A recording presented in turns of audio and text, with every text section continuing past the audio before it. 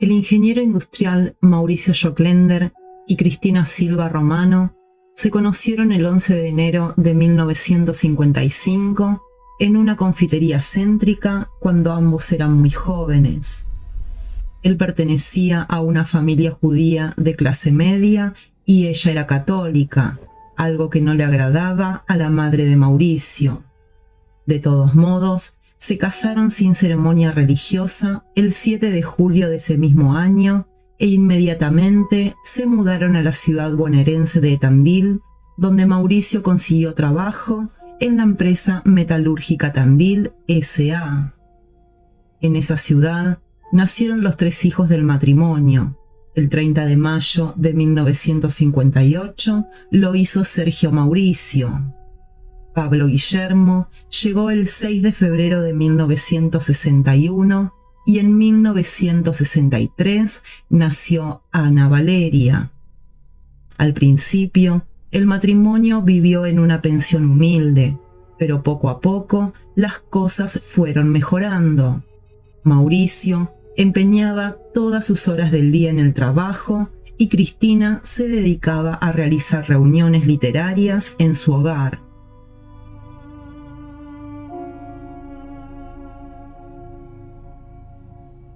Pittsburgh y Cardiff Coal Company S.A. o Grupo Pittsburgh era un gran conglomerado de empresas de la Argentina, propiedad del magnate alemán Carlos Junger, Bartolomé Jandioni y un 25% de la empresa alemana August Eisenhütte, una de las mayores siderúrgicas mundiales. Durante la dictadura del proceso de reorganización nacional, la empresa concretó algunos de sus más grandes negocios, como la transferencia de tecnología para la instalación de fábricas de tanques y submarinos, el licenciamiento para la construcción del tanque argentino mediano, 6 corbetas MECO y 4 submarinos. También la compra de 2 submarinos y 4 fragatas destructores producidos en Alemania. Según consta en el Boletín Oficial de la República Argentina, el 29 de mayo de 1981, pocas horas antes del crimen, Mauricio Joclender había sido designado presidente de la empresa La Metal S.A., una de las principales integrantes del grupo metalúrgico.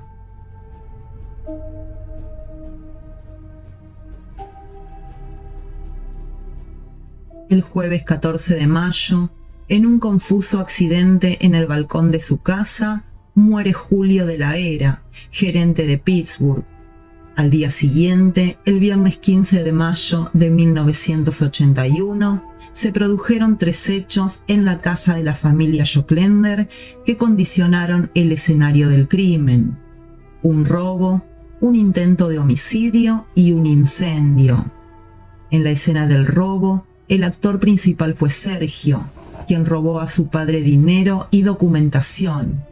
También, el hijo mayor de los Joclender denunció ante las autoridades de la compañía Pittsburgh, donde él era empleado junto a su padre, que alguien lo había dejado encerrado en una cámara frigorífica con la intención de matarlo. El incendio posterior habría sido provocado por Pablo, quien, según esta hipótesis, entró a la habitación de sus padres, roció con nafta al piso y prendió fuego todo. La pareja salió ilesa, pero el dormitorio se quemó por completo, igual que el pasillo. Una pericia final determinaría que el incendio había sido causado por un cigarrillo y que la conexión original de electricidad del departamento había quedado dañada.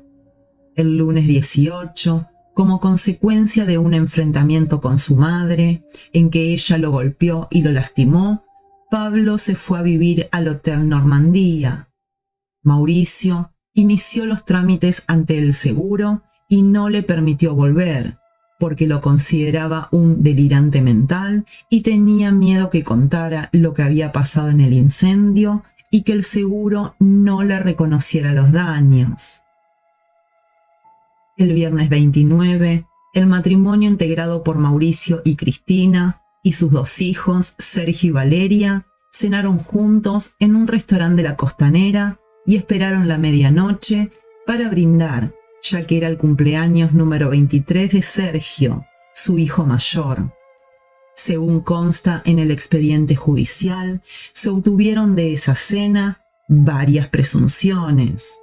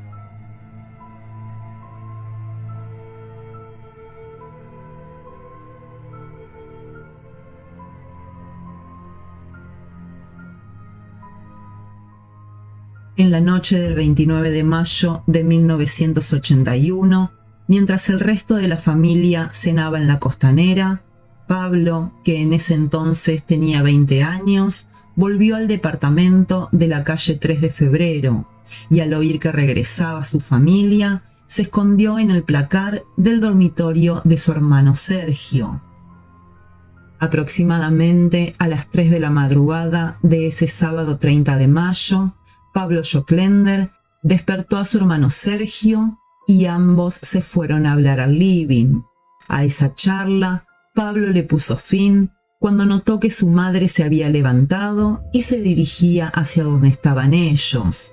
Se escondió y, aprovechando que estaba de espaldas, la golpeó en la cabeza con una barra de acero de 30 centímetros de largo y 3 centímetros de diámetro. El primer golpe se lo asestó en el lado derecho de la cabeza, haciéndola caer de rodillas.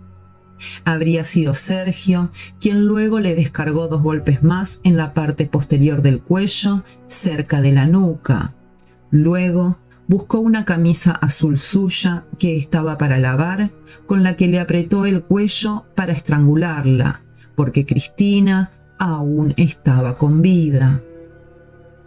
Pablo buscó una sábana, envolvieron a su madre y le pusieron una bolsa plástica para residuos en la cabeza, y con trapos limpiaron la sangre que manchó el piso de parquet.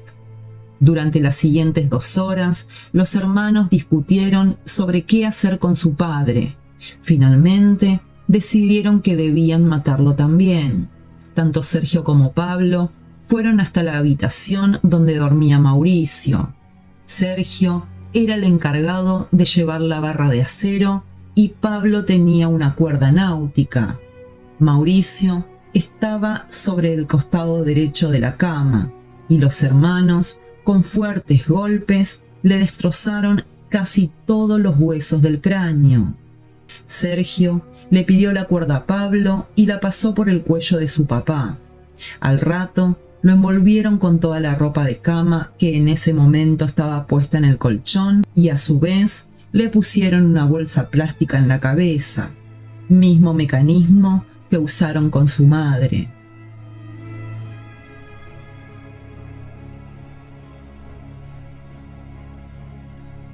En el garage del subsuelo del edificio había 2 autos de la familia, ambos marca Dodge. Uno de ellos, un Coronado color ladrillo, automóvil que en aquella época era un lujo. Pablo bajó primero con las llaves del auto y le mandó el ascensor a su hermano. Sergio bajó con el cuerpo de su mamá en brazos y lo puso en el baúl del auto. Ambos se dedicaron a bajar el cadáver de Mauricio y lo colocaron también en el baúl. Luego subieron al departamento.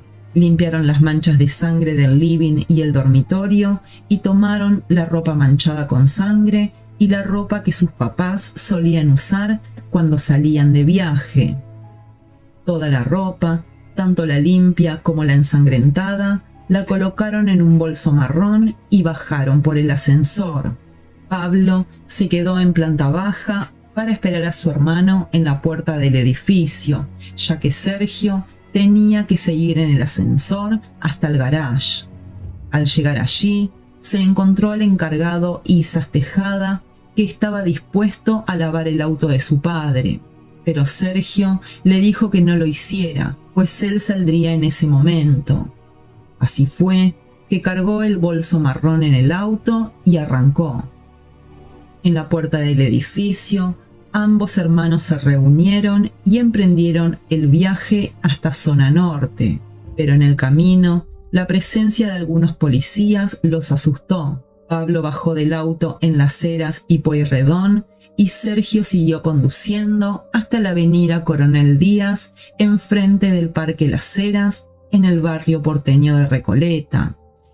En ese lugar dejó estacionado el auto con su macabra carga.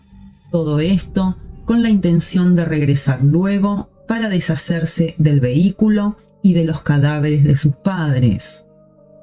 Durante la mañana del 31, unos niños que jugaban en el Parque Las Heras en Avenida Coronel Díaz advirtieron que del automóvil Dodge de la familia Joclender emanaba un hilo de sangre proveniente del baúl. Asustados, comunicaron el hecho a sus padres, quienes llamaron a la policía. Un rato después, cerca de las 11 de la mañana, otro vecino, que no se identificó nunca, repitió el llamado a la comisaría 21. Alrededor de las 5 de la tarde, se hicieron presentes los efectivos policiales, quienes confirmaron que del coche estaba emanando sangre. Lo primero que hicieron los funcionarios fue tender un hermético cerco en torno del vehículo, impidiendo así acercarse inclusive a los reporteros gráficos. Al lugar también llegaron 3 grúas y 2 camiones de bomberos.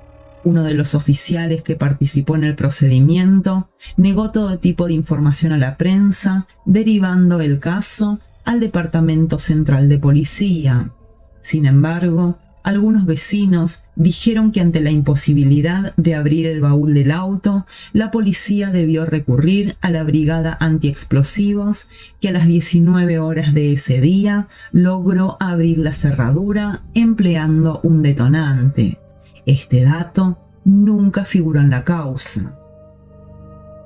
Una vez abierto el baúl, con detonante o no, encontraron, según informes del Departamento Central de Policía, 2 cadáveres correspondientes a un hombre y a una mujer de 40 a 45 años aproximadamente, ambos muertos por estrangulamiento. Posteriormente, se amplió la información a la prensa. Los cuerpos de la pareja vestían pijamas y estaban envueltos en una sábana blanca. Las cabezas, cubiertas por varias toallas y luego por bolsas de polietileno de las usadas para residuos, presentaban golpes hechos con una barra de metal. Dicha barra estaba aún en el cuello del ingeniero Mauricio Joclender, y con ella y una soga se había efectuado un torniquete que le había provocado la muerte por asfixia o estrangulamiento. El cráneo del ingeniero, especialmente, estaba destrozado.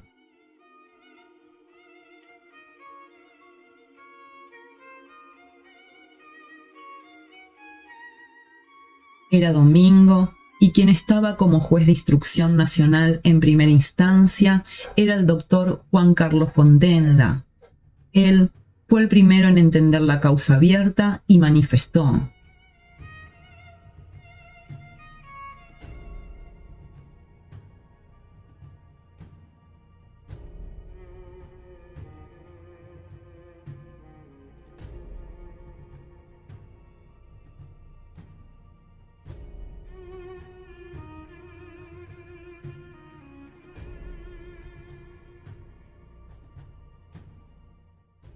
Como era obvio, y tras haber sido puestos en alerta por el propio comisario de la 21, los hermanos Joclender emprendieron la huida.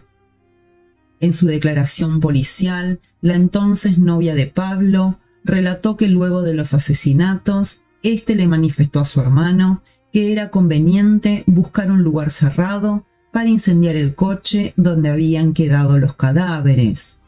Acotó que cuando se enteró que la policía había encontrado el auto, le pidió que lo acompañara al sitio donde lo habían dejado y al no hallarlo, decidió pasar por la seccional interviniente para comprobar si allí estaba. La policía interrogó también a la hermana menor, Ana Valeria, de 19 años, quien inmediatamente fue considerada como fuera de toda sospecha. Para ese momento, Sergio había logrado engañar al vicepresidente de la Metal S.A., Andrés Horvat, de quien obtuvo $5.000 con la excusa de que su padre se encontraba en grandes problemas. Con el mismo propósito, Pablo intentó a su vez contactar a otro de los directivos del grupo Pittsburgh, Carlos Kaufman, pero le fue imposible encontrarlo. Con el dinero estafado a Horvat y el efectivo que tomaron de sus padres, los hermanos emprendieron la huida, primero con la intención de llegar al Brasil, pero al cerrarse el cerco policial sobre ellos, se vieron impedidos de hacerlo en avión desde Buenos Aires. Por ello es que emprendieron un viaje en taxi hacia Mar del Plata. La primera noche, Sergio pidió un taxi y le solicitó al chofer que lo contactara con una prostituta. Una vez que lo contactó, estuvo con la mujer 1 hora en el hotel alojamiento Tops en el viejo camino a Miramar. A su vez, los hermanos, utilizando el apellido Fogel, le pidieron al director de una empresa privada de vuelos un aerotaxi para viajar a Entre Ríos y de allí a Punta del Este a encontrarse con su padre. Luego hablaron con Abraham Binsky, el dueño de una agencia de publicidad, al que le solicitaron una campaña publicitaria. Los hermanos pidieron que las modelos viajaran con ellos a Montevideo inmediatamente. También solicitaron una cena para 300 personas con todos los lujos incluidos. El publicista dudó, pero pensó que era un gran negocio para él. Sin embargo, al día siguiente, al ir a buscarlos, los hermanos ya no estaban en el hotel, habiendo huido cada uno por su cuenta.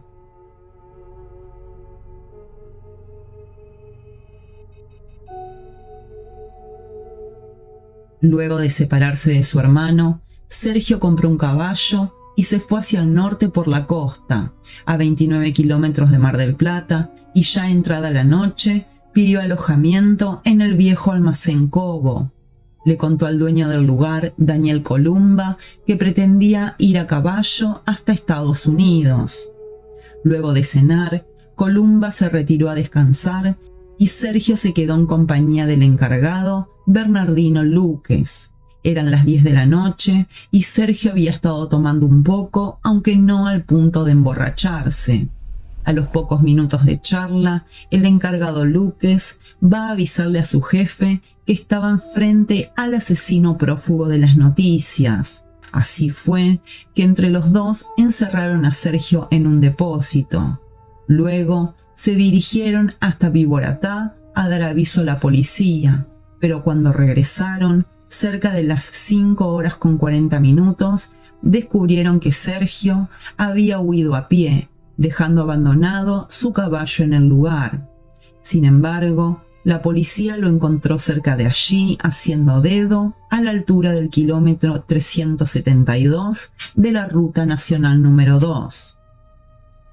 Por su parte, Pablo comenzó una fuga que lo llevó primero a Rosario y luego a la provincia de Tucumán. Allí, él también compró un caballo con el plan de escapar a Bolivia, pero en la localidad de Ranchitos fue detenido. En principio, se dijo que había confesado el crimen a la policía, pero luego el juez Fontenda aseguró que allí no se le había tomado ningún tipo de declaración.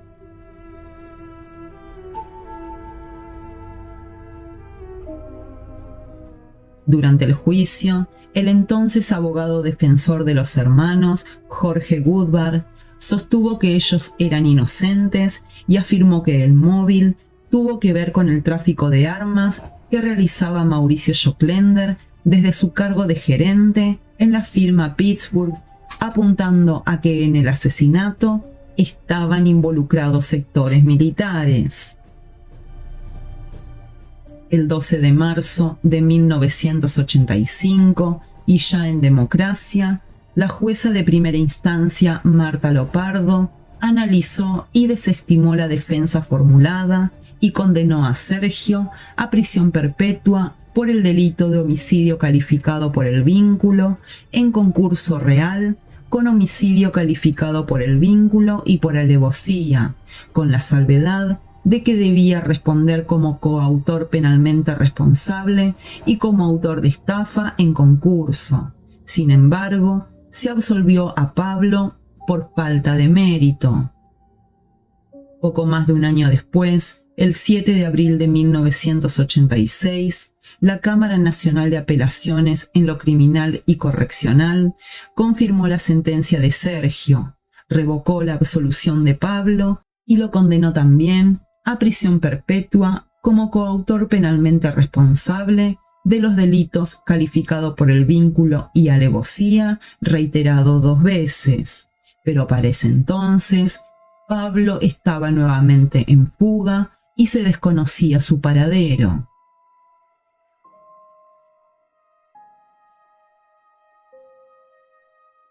Recién el 14 de mayo de 1994, la policía boliviana detuvo al ciudadano argentino Jorge Velázquez por giro doloso de cheques. Al enviar sus huellas dactiloscópicas a Interpol, se supo que Velázquez era en realidad Pablo Schocklender, quien había ingresado a Bolivia con un pasaporte falso a nombre de Walter Sandoval, instalándose en Santa Cruz de la Sierra con el alias de Velázquez. Así fue que las autoridades bolivianas lo entregaron a una comisión policial argentina, la cual lo condujo nuevamente a Buenos Aires.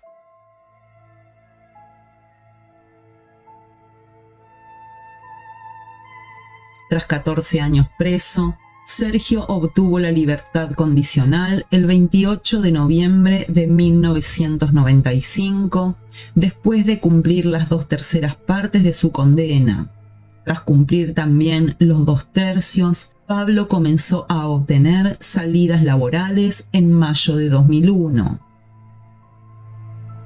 Sergio impulsó la educación universitaria en las cárceles y gracias a ello, él mismo logró recibirse de abogado en prisión. Así fue que hasta mayo de 2011 se desempeñó como abogado y apoderado de la asociación Madres Plaza de Mayo.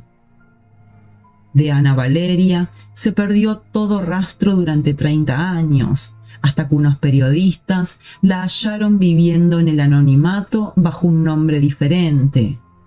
La hermana menor de Sergio y Pablo, luego del crimen, había impugnado los derechos hereditarios de ellos, por lo cual no recibieron herencia.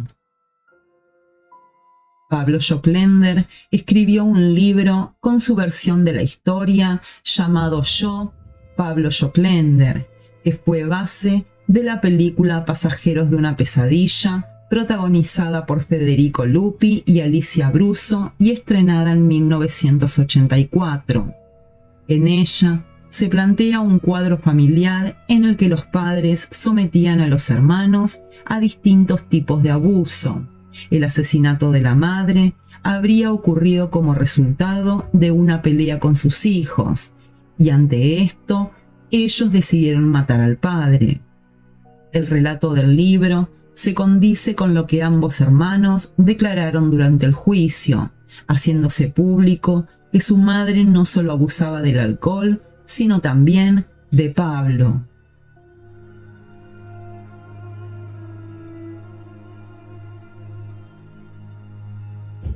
El escándalo Jokländer hace referencia a las denuncias por las cuales Sergio Jokländer y otras personas habrían intervenido en el presunto desvío de fondos entregados por el Estado para la construcción de viviendas sociales por la misión Sueños Compartidos, organizada por las Madres de Plaza de Mayo y creada por el mismo Sergio. El 30 de mayo de 2018, la Cámara Federal Penal de Apelaciones dispuso el procesamiento de Pablo y Sergio Jokländer, Eve de Bonafini y otras importantes figuras de la política argentina, por considerarlos presuntos autores de la maniobra de defraudación a la administración pública, que consistía en gestionar y obtener fondos públicos destinados a la construcción de viviendas, utilizando para ello a la fundación para luego desviar esos fondos hacia otros fines.